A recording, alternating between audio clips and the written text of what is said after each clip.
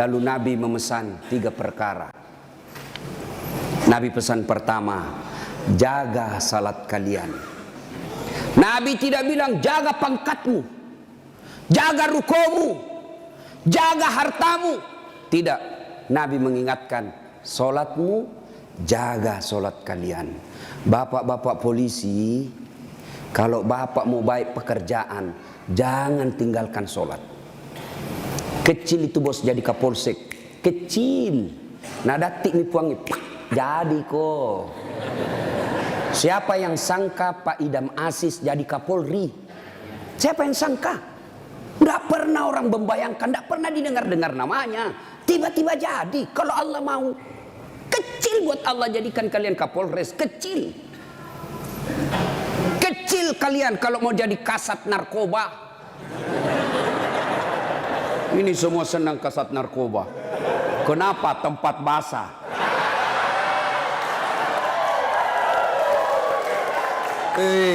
Hati-hati Pak Polisi.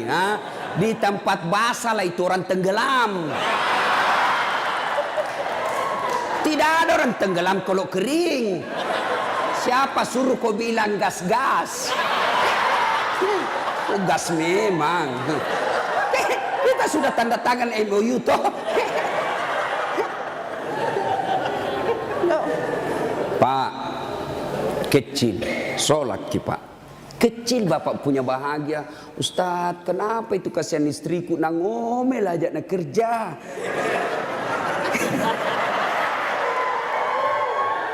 Ini juga ibu-ibu ini. Kalian istri-istri polisi, muliakan itu suami. Kita kira itu gampang jadi polisi, Bu. Saya saja bukan polisi, saya bayangkan itu susahnya jadi polisi. Masalahnya orang datang ke mana? Sentuh, kemana kamu? Ih, kok nanti coba bayangkan. Kita mau baik-baik. Datang lagi sepupu tak menangis di depan tak. Nah telepon tom maki om tak. Iko tomik tu, kau Tommy diharap. Kaulah satu-satunya keluarga di polisi. Apa kek kau bantukan itu kemanakanmu? Coba bayangkan. Nggak gampang itu. Kalau Ustadz apa godaannya? Apa godaannya Ustadz? Kemana-mana pakai gamis. Nggak ada perempuan mau dekat sama kita. Nah bacakan kau Yasin jauh-jauh kok. Tapi kalau polisi Pak, godaannya banyak.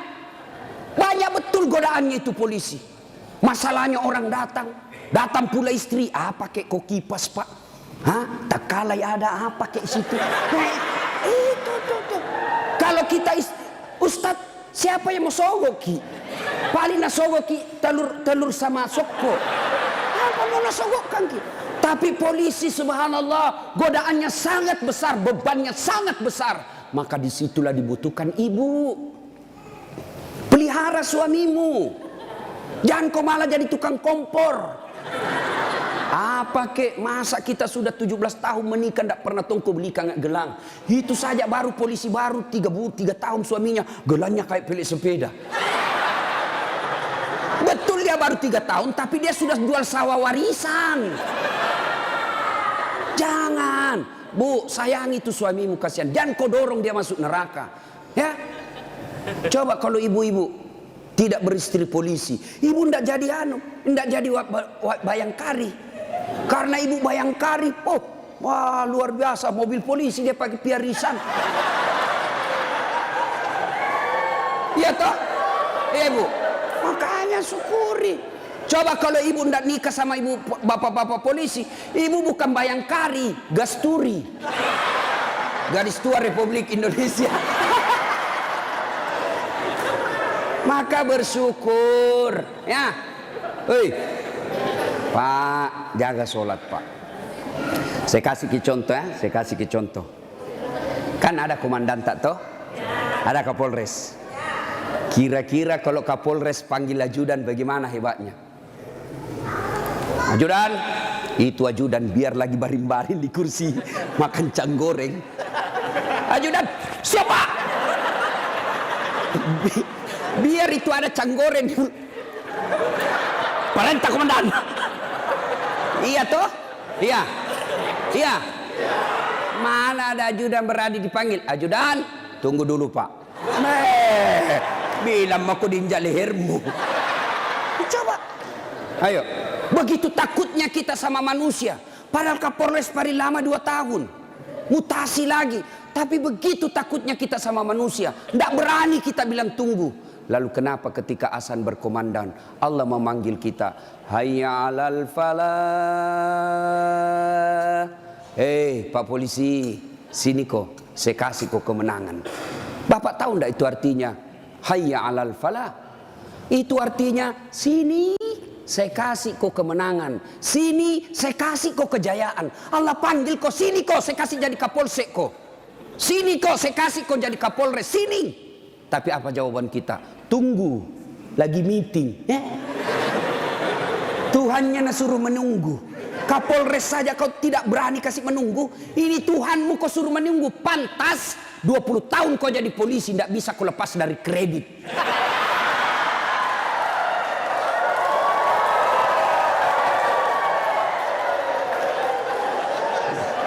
Gas memang.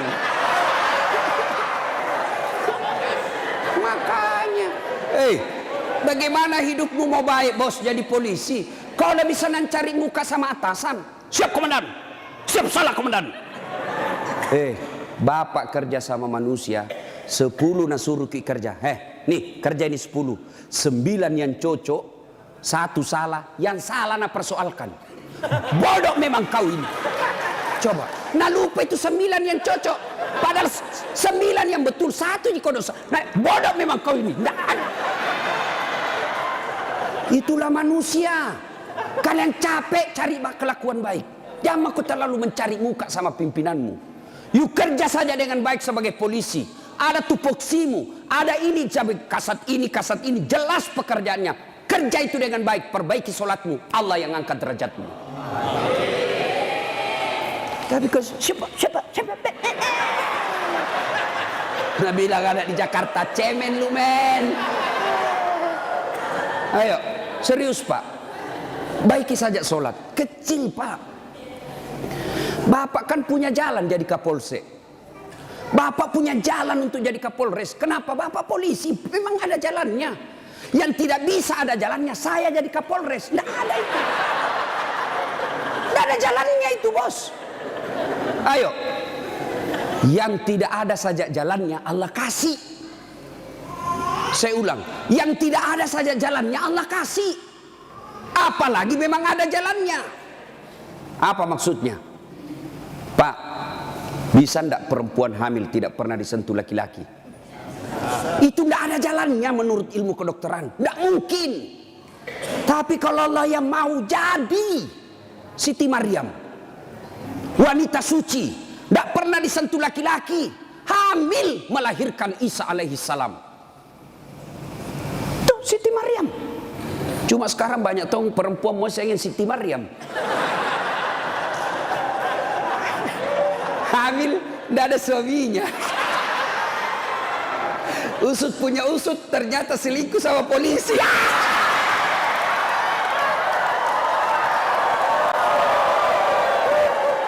Gas memang.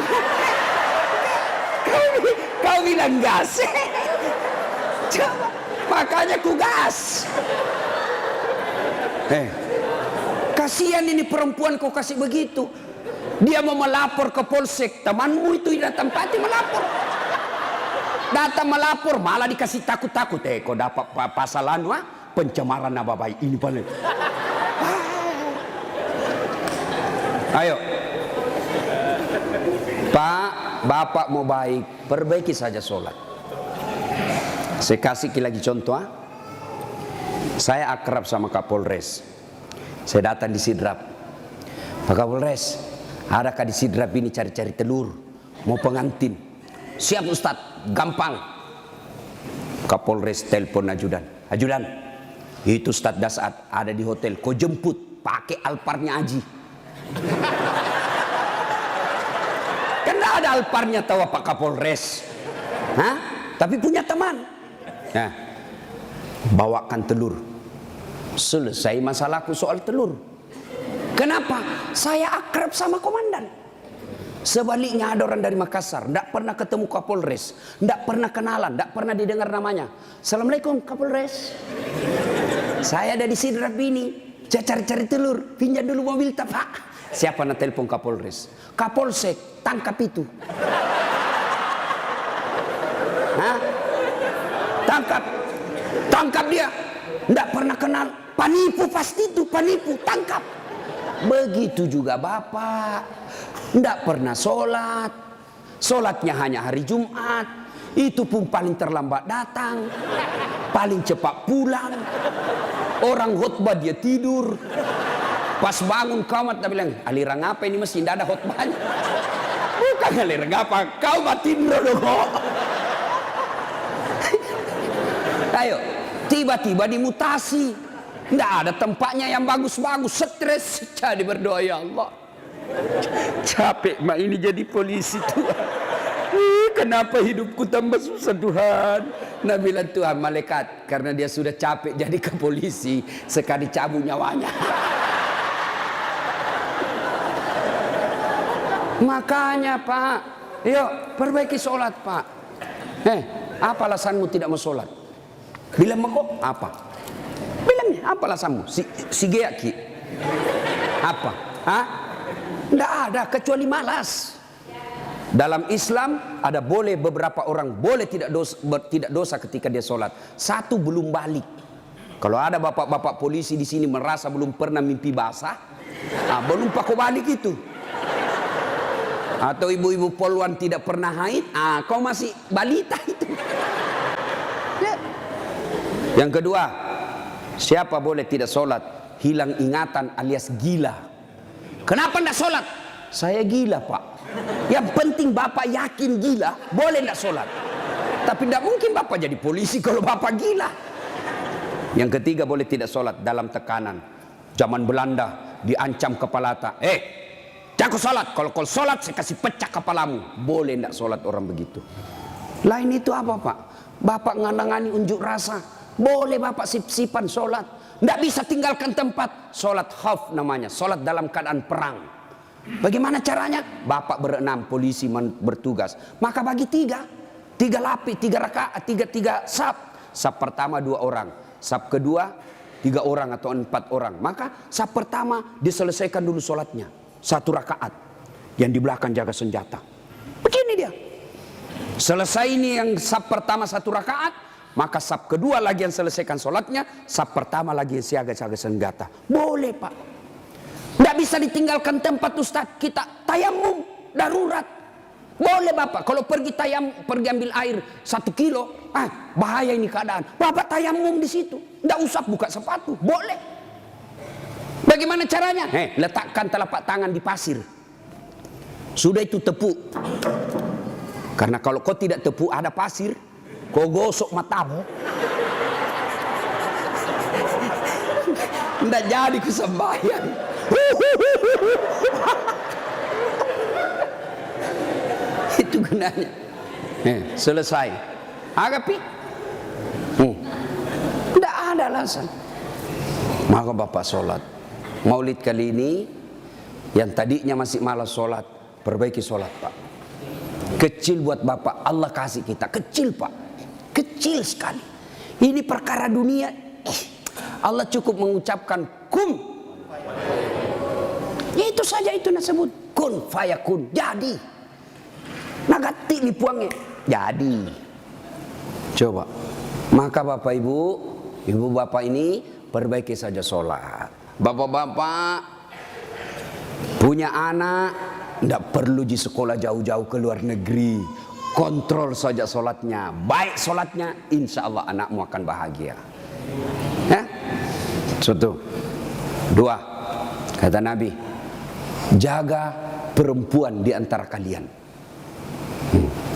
Nabi lagi tidak bilang jaga tetanggamu. Ini bapak-bapak juga banyak kalau sama tetangganya sopan. Assalamualaikum Ibu.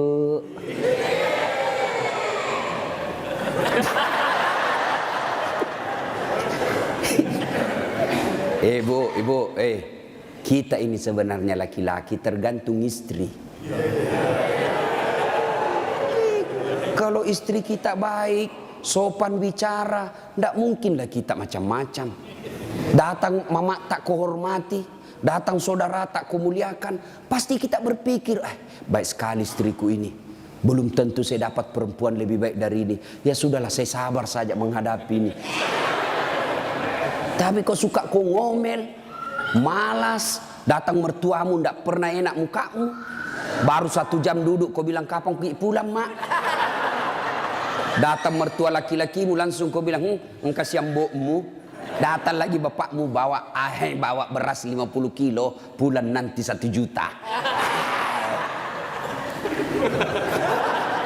Ada begitu cerita pak. Itu yang membuat hidup tak sial. Betul pak. Kalau ada istri bapak yang tidak tahu menghormati orang tua tak, itu yang membuat hidupmu sial. Maka nasihati itu istri baik-baik. Ini juga ibu-ibu, hargai itu suami. Ya. Untung ibu punya suami, punya anaknya orang. Coba terima beres. Hei, serius kah ini? Datang itu mertua kita hormati, muliakan.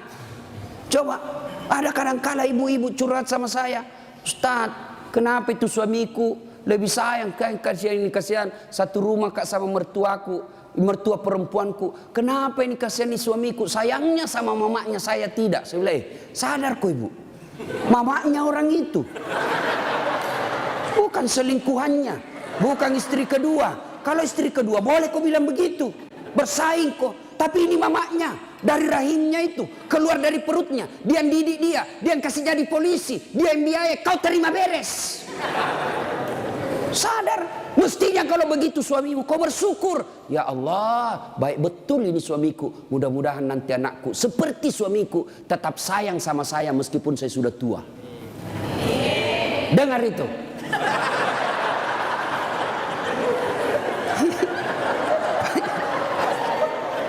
Mentong kita ini pun, hei, coba lihat kasih yang ini polisi. Di jalan ngirup udara kotor. Jalan baik-baik dicurigai lagi. Polisi. Padahal orang baik datang cari perampok. Coba di kantor kalian dimarah-marahi sa komandannya. Siap salah komandan, ditembak di pantatnya. Siap salah komandan, siap salah. Sampai lagi di rumah kau maki-maki lagi. Bodoh memang tahu kenapa kau tidak lawan. Apa mau dilawan? Nah dia Kapolres.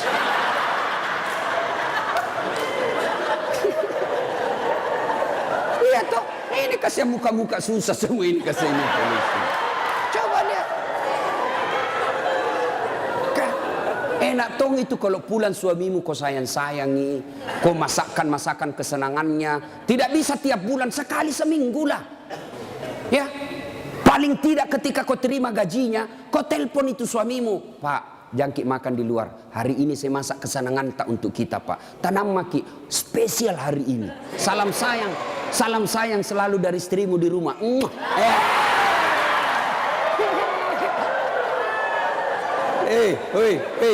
Bu. Itu suami polisi kalau dapat SMS begitu, nah kasih lihat langsung Satpol PP. Satpol PP polisi setengah.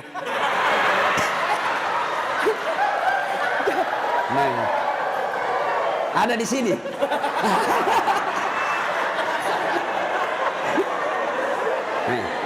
Apa nak bilang? Nak bilang itu polisi. Lihat kau ini istriku bos. Betul dia lebih tua dari saya. Betul dia tidak cantik. Dia orang kampung. Tapi kau lihat bos. Istriku ini. Pernah SMS begitu? Paling kita SMS, Pak, jangan lupa singgah beli gas.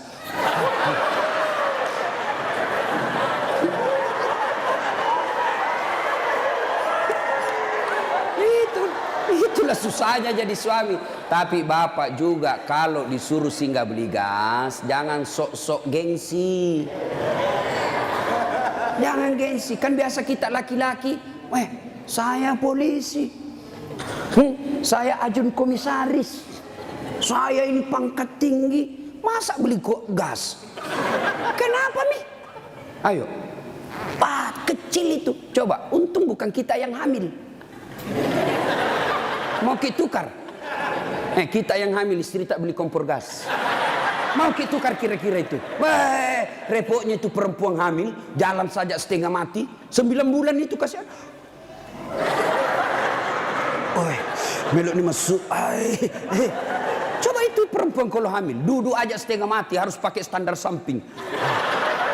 Lama itu, mapangujud tuh kasih kalau melek tudang. Coba kalau bapak, langsung saja begini, selesai.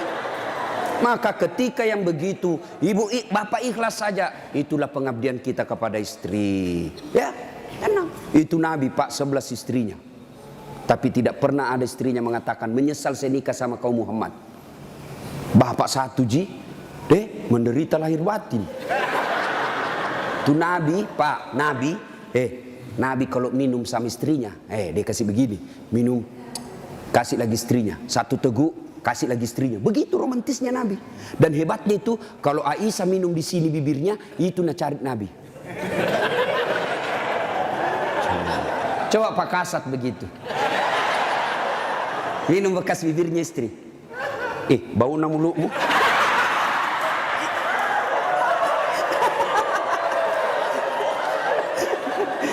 Salatullah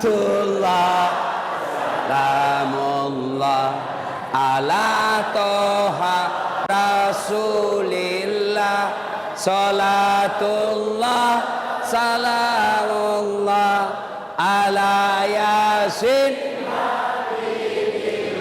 Satu, jaga solatmu. Dua, jaga perempuan di antara kalian. Maka bapak-bapak polisi jaga istri. Itu kewajiban bapak. Kewajiban bapak. Biar bapak hitam jidat gara solat, Senin Kamis puasa, tahajud tiap hari, tadarus tiap maghrib. Tapi istri tidak pakai jilbab, istri tidak solat, istri tidak puasa Ramadan. Maka bapak dulu yang masuk neraka. Ku ampusakum wa akhlikum nar. Itu makanya bapak didik istri. Bagaimana cara didik istri? Karena kita tidak punya waktu yang banyak. Lebih banyak di jalan, kasihan. Bagaimana cara didik istri? Arahkan dia pergi majelis. Itu ada pengajian dek, kau pergi di sana. Bagaimana lagi caranya? Paling gampang, bapak tidur peluk-peluk dia. Baru putarkan ceramahnya Dasat Latif. Judulnya apa? Kewajiban istri kepada suami. Sayang ke nonton kita. Langsung enak bapak. Karena kalau bapak nasihati istri tidak masuk di akalnya. Tidak masuk. Iya kan? Karena bapak lebih sering tipu istri daripada. Bagaimana dia percaya? Kita juga ibu bagaimana tidak ditipu Ki. Karena suka Ki marah-marah. Jujur Ki, marah kok ya lebih baik dibohongi kau supaya senang perasaanmu. Kenapa kau bohong? Selama ini kau bohong. Ku sayang kau, tidak mau kau luka perasaan. Kau bohongi kau. Sekarang kau tahu ya itu takdir burukmu. Kita terpojok Ki jadi bohong maki. Sama saya ada temanku SD, masih selalu kena telepon sampai sekarang. Cinta-cinta monyet dulu di kampung.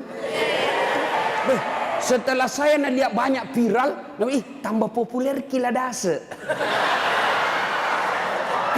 Itu di Makassar gitu nama aku Dasat Latif. Kalau di kampung Ladase.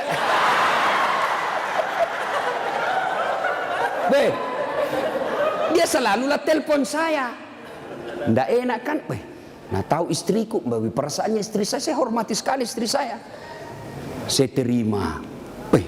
Nggak enak. Saya blokir. Nah bilang Kak nanti sombong. Terpaksa ku tulis di situ HP ku namanya penjual batu bata. Jangan kau shooting ibu, nanti sampai sama istriku. Bunyi itu telepon. Nah lihat istriku, Ustaz, ada panggilan tak? Dari siapa sayang? Penjual batu bata. Wah. Saya bilang, dia bilang, saya angkat. Oh jangan kau angkat, tagihan. Nggak cukup uangku itu. Istriku kalau bilang uang, nggak mau dia karena nanti uang belanjanya saya ambil. Jangan angkat. Jangan angkat Ustaz, jangan Maki, belum cukup uang. Salah mak saya. Satu ketika saya pulang ceramah. Bikinlah saya teh. Kan saya bikin sendiri. Saya tahu, oh sudah. Saya minum, kenapa nak asin ini? Barat salah kasih kah ini? Saya pergi lihat toples, tulisannya gula. Isinya, garam. Saya tanya istriku, sayang, kenapa ini tulis ki gula na isina garam? Nabi bilang, hepon tak juga, lain kita tulis lagi sini.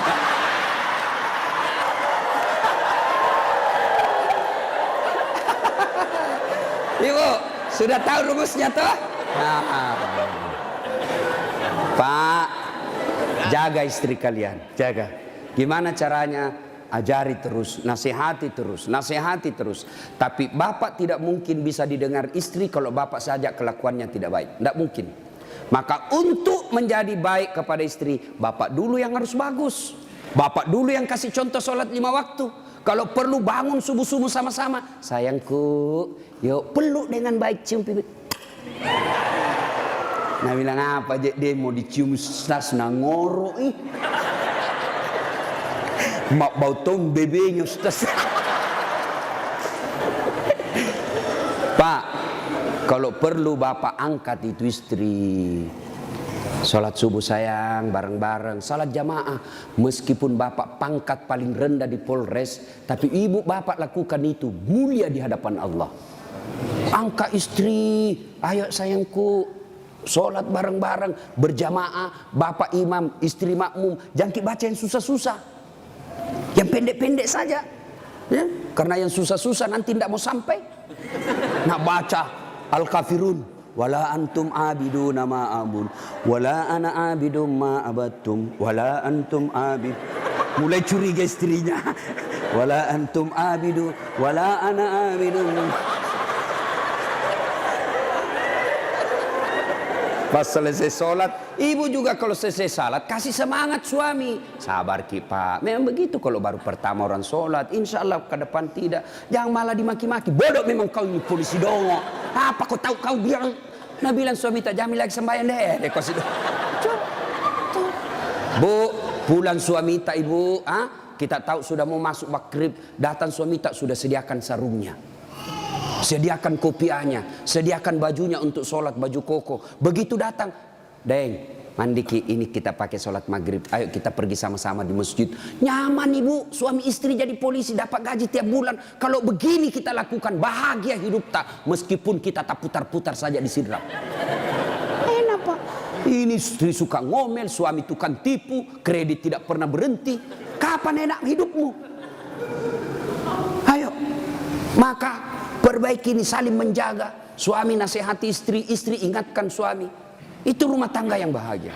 Dan yang ketiga kata Nabi, ucapan yang beliau keluar dari bibirnya, ummati, ummati, ummati, umatku, umatku, umatku. Begitu sayangnya sama Nabi. Sayang Nabi sama kita. Nabi tidak mengucapkan Khadijah, Khadijah, Khadijah. Tidak. Nabi yang diucapkan ummati, umat kita. Apa di dunia saja? Tidak, sampai di akhirat pun Nabi seperti itu. Ketika hari kebangkitan tiba, Allah perintahkan kepada malaikat Jibril, Jibril, kau bangkitkan manusia paling mulia yang sangat aku sayangi, Muhammad sallallahu alaihi wasallam. Nabi Jibril setengah mati mencari, lalu Allah kasih keberkahan. Makamnya Nabi keluar asap. Didapat. Lalu bangkitlah Nabi. Ya seperti itu yang kita lihat di sirkus. Ada manusia yang tiba-tiba naik saja ke permukaan. Lalu Nabi duduk. Gosok mata. Jasadnya Nabi pak sampai detik ini tidak hancur. Seperti ketika beliau hidup. Kulitnya tidak rusak.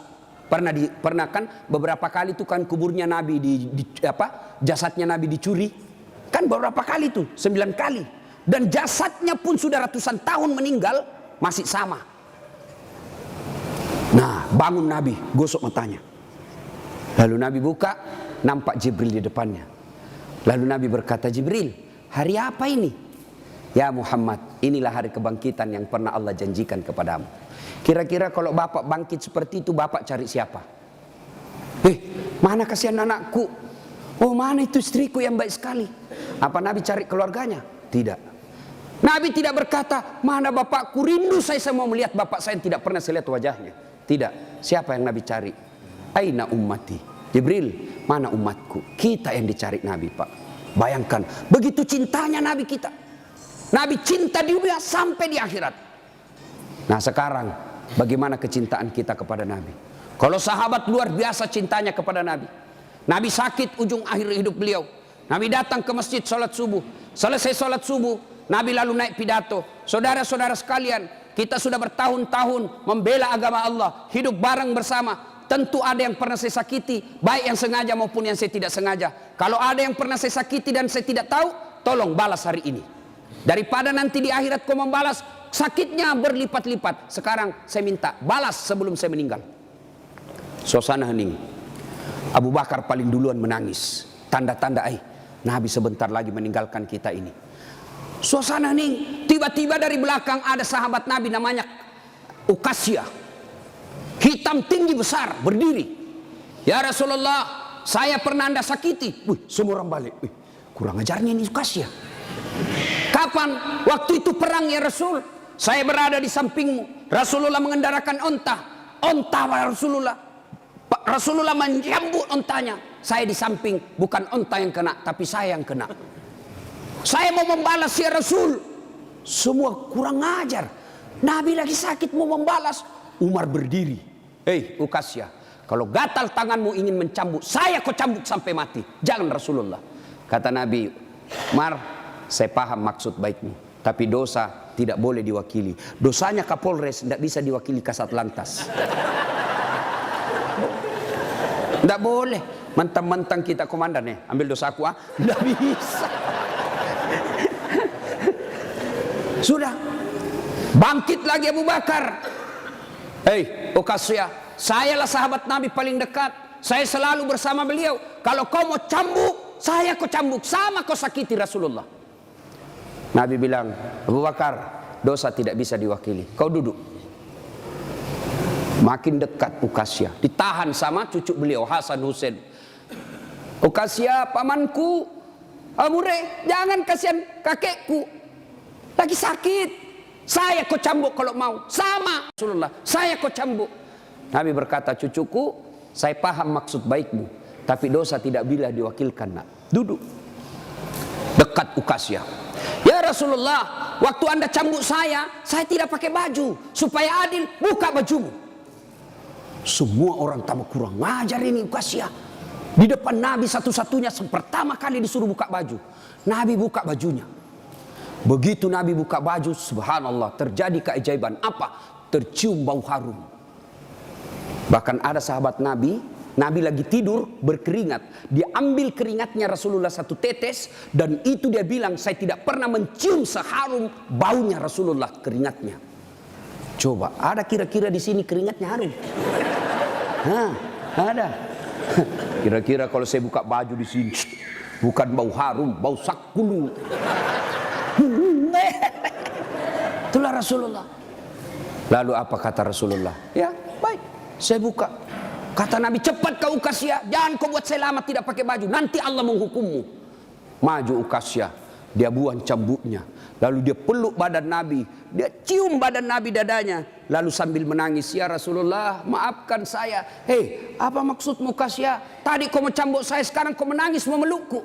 Kata Ukasya, ya Rasulullah, itu tadi cerita saya cuma karang. Itu cari cerita saya cuma buat-buat. Kenapa? Saya tahu sebentar lagi Rasulullah meninggalkan kami. Ingin rasanya kulitku yang hina ini bersentuhan dengan kulitmu ya Rasulullah. Karena saya tahu tidak mungkin saya bisa lagi menyentuhnya tanpa saya akali seperti ini. Ya Rasulullah, mau sekali nih kulitku yang hina menyentuh kulitmu yang mulia. Pun kalau saya nanti masuk surga belum tentu sama kita punya kelas. Saya ingin menyentuhmu ya Rasulullah. Saya ingin merapatkan badanku dengan kulitmu yang mulia ini ya Rasulullah. Nabi lalu meneteskan air mata dan berkata, saudara-saudara sekalian, kalau kalian mau tahu temanku di akhirat kelak, inilah karena cintanya kepada Rasulullah Muhammad sallallahu alaihi wasallam. Rasulullah luar biasa cintanya kepada kita. Lalu kalau Bapak cinta kepada Rasulullah, muliakan Rasulullah. Dengan cara apa? Pelihara warisannya. Apa warisan Nabi? Bukan istana. Apa warisan Nabi? Al-ulama'u warisatul anbiya. Muliakan ulama. Bapak-bapak polisi, gunakan kekuasaanmu untuk melindungi pewaris para nabi. Bukan pewaris pejabat. Lindungi pewaris para nabi. Supaya kalian nanti di akhirat ada yang bernyamamu, melindungimu ketika pada saat itu tidak ada lagi perlindungan. Rasulullah pewarisnya bukan gubernur. Rasulullah pewarisnya bukan presiden. Rasulullah pewarisnya bukan Kapolri, tapi pewarisnya Nabi adalah ulama. Muliakan ulama karena sama saja kalian memuliakan Rasulullah. Tidak usah kau muliakan Dasat Latif, tidak usah kau muliakan kiainya, tapi muliakan ilmu yang beria. Kalian tahu halal haram bukan dari Kapolres. Kalian tahu halal haram, rukun-rukun iman, rukun-rukun haji bukan dari Kapolri, bukan dari sekda, bukan dari bupati, tapi kalian mengetahuinya dari ilmu-ilmu para ulama.